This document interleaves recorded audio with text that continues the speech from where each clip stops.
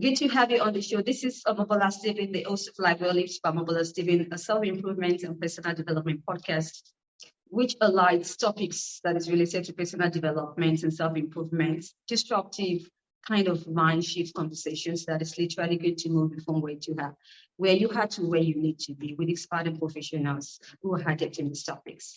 Today, I have James Salvucci, who is a certified tiny habits coach and also a leadership coach on the show. Now, Jim will be talking much more about value-driven leadership and also focusing on tiny habits. Now, such an interesting topic of discussion. Welcome to the show, Jim Salvucci. Thank you, Omobola. It's great to be here. Appreciate it. All right. Great to have you on the show. Looking forward to a great time once again. We want to talk on leadership, value-driven leadership, and also how these tiny habits make all the difference in the long run. And so I'd like you to tell me, how can we develop positive habits and behaviors using the tiny habits method? So tiny habits, just to give the full background, was developed by BJ Fogg, who is a Stanford behavior researcher. He runs the Stanford Behavior Change Lab, and he had several great insights. He's an incredible researcher, and one of his great insights is that we can build great change in our life through very small changes by planting seeds. And one of the ways we do that is through studying the Fogg behavioral method. The Fogg behavior method has to do with the idea that all behavior breaks down into three elements. You have a motivation, you have your ability to do it, and then you have some sort of prompt, something gets you to do it. And often what we do is we try to change our behavior, change our habits, learn new things, do new things through motivation.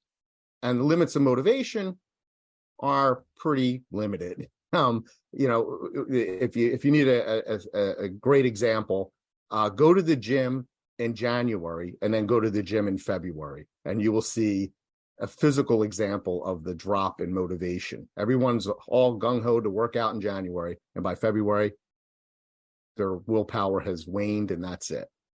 So BJ thought, well, what if we, instead of manipulating motivation, we manipulate the ability, make it easy to do. If you want to do 30 push-ups, don't start with 30 push-ups, start with 2. If you can get down on the floor and do 2, or even just partial push-ups, whatever you can do, you won't have to worry about the motivation. And the third element is the prompt. And sometimes you can alter the prompt as well, but that's a little bit different. And the prompt is something that just gets you to do it. And one of his other great insights was something that some people call habit stacking, where you literally are taking something you already do and using that as a prompt to do something else. So for instance, brushing your teeth is something you might do every day. I hope everyone does that every day. Use that routine becomes the prompt for something else, right? So if you want to get a little more exercise, maybe when you brush your teeth, you do some squats or something like that, or something related to your teeth. Maybe you're not a big flosser. Okay, so what you do is you break out the floss and you floss one tooth. Most people can get up the motivation to do one tooth. And so they do one tooth. And then the thing is, it might not happen right away, but over time, they start flossing all their teeth. The other key, and this is a really important part, is that we don't form habits over time. We form them based on emotion. So when we are forming a habit, you've heard all these things about, 22 days to a new habit, 90 days to a new habit, 6 months to a new habit. The reason there's all these different time frames that people use is because none of them are true. There's no research to back them up at all. What creates a habit, what causes a habit to lock in is emotion. Every habit you have is a product of some sort of emotion that you felt. And what we try to do with tiny habits is make that emotion as positive as possible. So you're creating a new positive habit, flossing your teeth, we'll say. Every time you floss that one tooth, you celebrate it. And I mean celebrate. You feel it. You feel what BJ has defined as the sense of shine, the emotion of success. He calls it shine. So when you feel that shine, you feel that emotion of success, you will start to do it habitually. Every time you brush your teeth, you'll think, oh, I need to floss that one tooth. You floss that one tooth, you figure, I might as well stick around and do the rest. And that might not happen overnight doing the rest, but eventually that plants the seed. And then over time, you're not even thinking about it. You just do it automatically. I've been a tiny habits coach for a year now, and I've used this method many, many times. And I don't even know how many habits I've developed, really positive things in life, getting more exercise, cleaning up after myself, doing just many, many different things I used to forget to do. I leave something behind all the time. Like when I do the laundry in my family. So I put all the laundry together and I always forget to bring the stuff from the kitchen. Well, I created a tiny habit. So now when I put all the other laundry together, I grab stuff from the kitchen and I celebrate. And it does, I never forget. I literally never forget. So it's a way of reminding yourself to do things, but it's also a way of getting yourself to develop new behaviors that will grow into tremendous change in yourself. The other piece of this is it's all about learning the skills of change. Change is a skill that you must master. In fact, it's a series of skills. And we all can change. I'm getting later in life, and I've learned all this new stuff. All right. Most people my age are thinking I'm kind of locked in. That isn't true. Not at all. And I'm living proof of that. All right. Now, still talking about positive habits, I'd like us to emphasize instinctual and also learned habits. Which do you think kind of these two leads to effective and successful leadership? Leadership is not born of any one thing. I think that really to be open to being a leader, to becoming a leader, you need to be open to a number of things. Some are instinctive, some are inside you, right? Some are things that you learn as you go along. Leadership is a discipline. I studied leadership as a discipline. I made it my discipline. So leadership is something that you learn, you study, but you also might have some instincts toward it and you put it into practice. You often hear people are born leaders. I think there are people who have innate aspects of their personality in that direction. But they're not necessarily good leaders. To be a really good leader, to be a great leader, that requires study and discipline. And that requires creating habits, creating practices that are based on your values, not your instincts, your values. The best leadership is values-based leadership. So the first step is identifying your values and figuring out how you're going to tap into those in order to become a great leader. Right. Now, value-driven leadership comes with its own challenges, and I'm sure that you know about that, talking about leading to chaos for individuals. The actionable steps that leaders can take on at this moment in order for them to solve this chaos. Can you share? Yeah. So values-based leadership sounds a little narcissistic in some ways, right? You're looking into yourself and you're putting yourself out there as a leader. I would contend, and this may sound a little unconventional, but I would contend that every leader has to be a narcissist. Now, what do I mean by that? I don't mean they're narcissists run amok, but they need to have that self-confidence. They need to have that self-awareness. They need to actually feel good about themselves. It doesn't have to be pathological, right? What they have to do is they have to keep that in check. And so I have a technique I call stuffing your ego in a sack and throwing it in the river. And basically that means that you will have to, on a regular basis, and this is one of the habits you have to develop as a leader, you will have to take that tendency toward narcissism, that tendency toward ego, and pack it down and get rid of it and drown it, frankly, in order to move forward. Now, the good news is that your ego is incredibly resilient and it will not drown and it will return very quickly. And so you need to do it again, right? There's no danger there. It's no risk. The risk is in not doing that and not checking your ego and not checking your narcissism and not making sure that you are doing right by other people first. Now, the thing with values is that, you need to look at your values as an ongoing concern, right? This is something that will change. Your values will change. Your ideas will change. Your experiences will change. All these things come into it. you need to be open to that. You shouldn't have the same values when you're 50 that you had when you were 20. If you do, there's something seriously wrong. Things will change. They may not change radically, but they will. And you need to be aware of those changes. And you need to make choices about how you've changed your values, and don't just let it happen. So a lot of it is self-awareness as well. So you notice a lot of leadership starts with the self. It starts with knowing who you are, knowing what your values are, knowing what values need to change, how you're going to change them. And it also means acknowledging the fact that you probably have a good degree of narcissism, and you got to take that, stuff it in a sack, and throw it in the river on a regular basis. So that's part of the challenge. Now, when you project that leadership out into the world, what you do is, if you want to drive people, the best way to drive people is through values, shared values. Values-driven leaders make the best leaders because people want to be led by them. They are when they are a boss, when they are a manager, and they happen to be a leader, which those two things are different. Then if they're a good leader, they will be able to hire and retain the best people because they're values-driven. People recognize those values.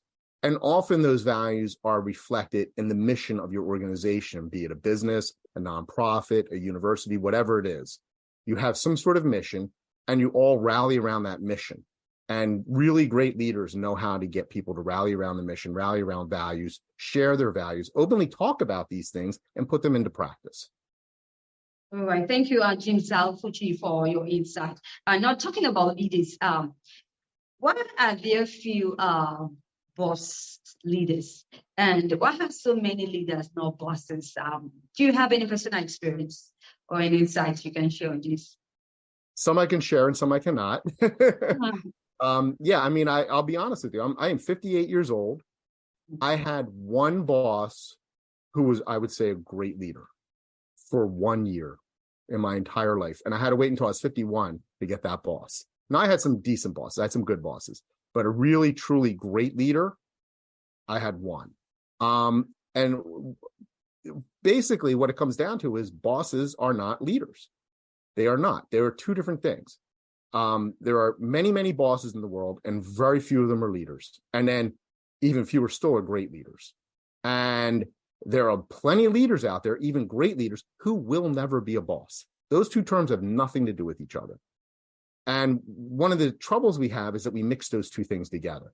And I've had some bosses, including leaders of universities and colleges, presidents, who were anything but a leader. They were purely bosses, but people thought of them as leaders. They were thought of as thought leaders. They were thought of leaders in the community. They were not. They had no idea of even remotely how to lead. They were too busy focusing on themselves. And they were too caught up in management things. The one boss who I had who was a great leader was actually a college president, and he actually took those things on, and he had guts.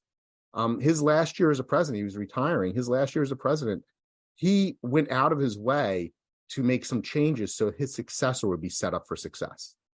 He did not have to do that. And he even took some hits from the board doing that. That was extraordinary. That was a great lesson for me to witness. That's what a great leader does. A great leader puts himself aside for others. That's what a servant leader is. All right. So, Jim, I know that you published his facts in the life and works of Bob Dylan. Right. And so, what's up with him lately? Any serious thing would you like to share? Well, Bob Dylan just celebrated his 82nd birthday the other day on May 24th. And I would say that Bob Dylan is probably the greatest living, well-known artist, certainly in the US and possibly in the world. His output over his decades and decades of experience, dating back to the 60s, is tremendous. It continues. People constantly ask, oh, is he still alive? Yeah, he released an album a couple years ago. He came out with a book this past fall. He paints, he sculpts, and he's on tour. So he's actually starting a European tour right now. He's still performing. And what inspires me about him is that he is constantly creating. He's constantly moving. He's never the same. You could see him 2 nights in a row in concert. And it used to be he would change his set list. I mean, he wouldn't even necessarily be playing all the same songs. Now he keeps a static set list, but sometimes he'll change up how he plays the numbers. And he rarely plays them exactly the way they were on the album. Sometimes he changes the lyrics. Sometimes he changes the lyrics from night to night. He sings a new verse, and the next night that's gone or something like that. It's just an incredible creative output. He just isn't settling for the same old. Steve Jobs famously, at one point when Apple was really struggling and they needed a big breakthrough, he said to his staff, write a Bob Dylan song.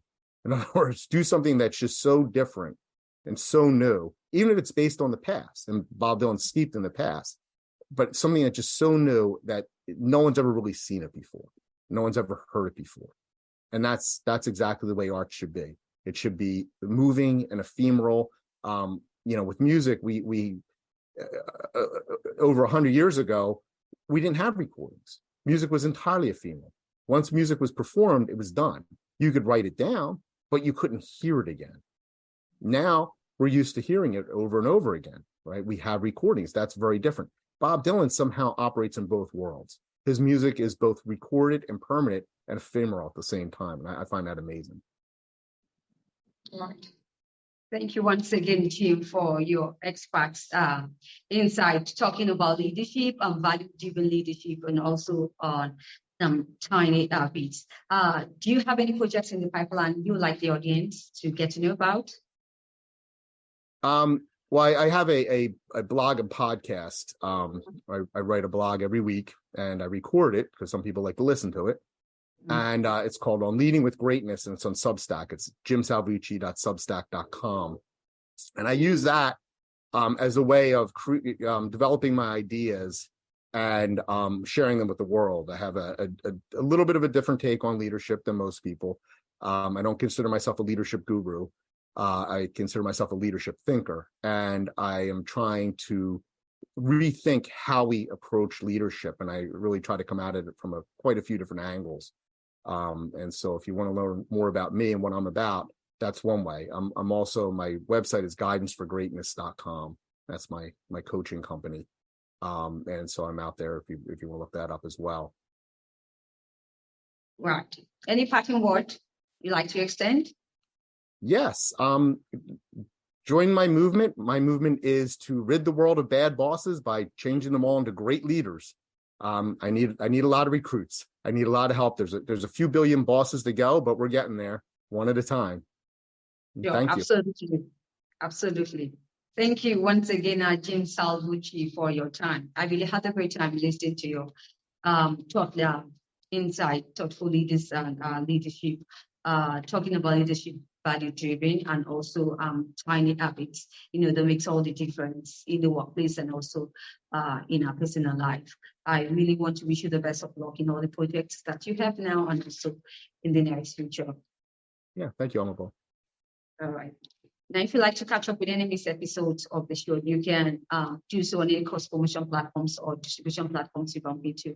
And you have a great time listening to the show. I need you to stay safe. Talk to you soon. Bye for now.